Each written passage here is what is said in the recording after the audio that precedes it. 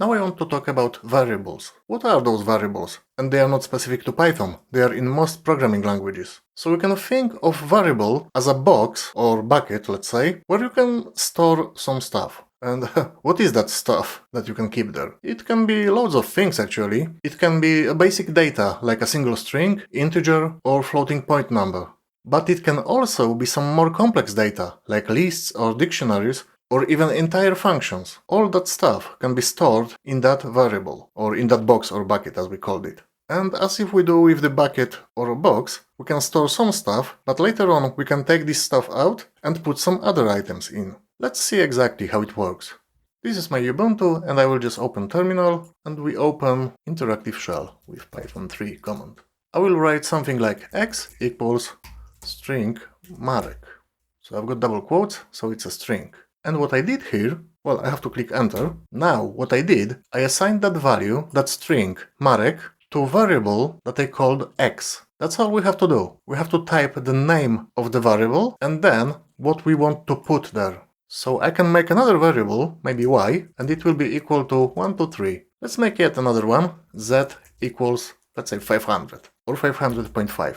Now when I print value for x, it will show me that this variable x stores string of characters marek. And we know it's string because we remember the function type.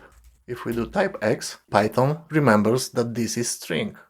The same if I do print y, we've got the other value. And then we can also do mathematical operations. If we store, for example, integer and floating point number, I can do things like print y plus z. And that gives me 623.5, because it added what's inside y and what's inside z variable. We can also multiply integers by strings. So if I do print y multiplied by x, I will have string Marek displayed 123 times. But what if I now change those values? These are called variables for a reason. I can simply put there whatever I want. So maybe let me clear that. And I will now say x equals 1, 2, 3, but it's in quotes. So this will be a string.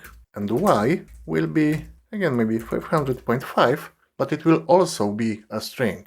If I print it now, x plus y, Python will do string concatenation. It will take those characters, 1, 2, 3, will display them here, and then will add those characters, string of characters, which we can see here.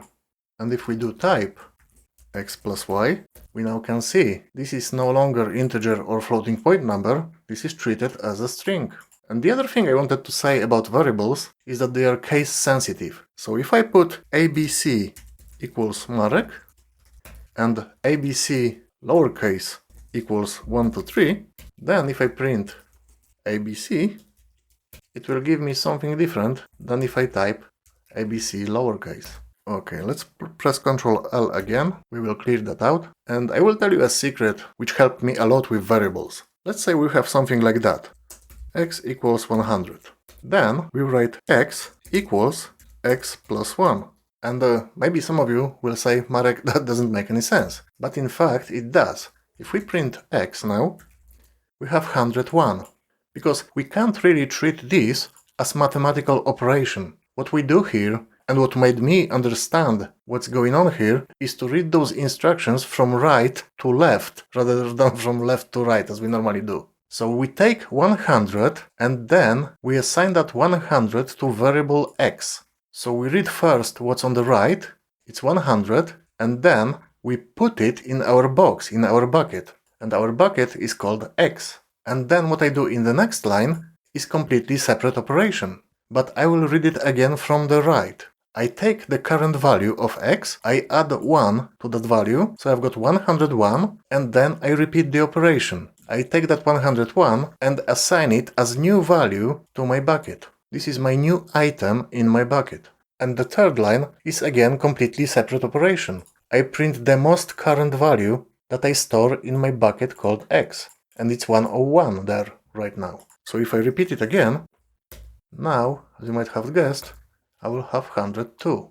So once you start reading them from right to left, then, well, at least for me, it made it much easier to understand what's going on, the entire process. And I think that's all for now. Just make sure you understand it very well before we progress even further. Thank you.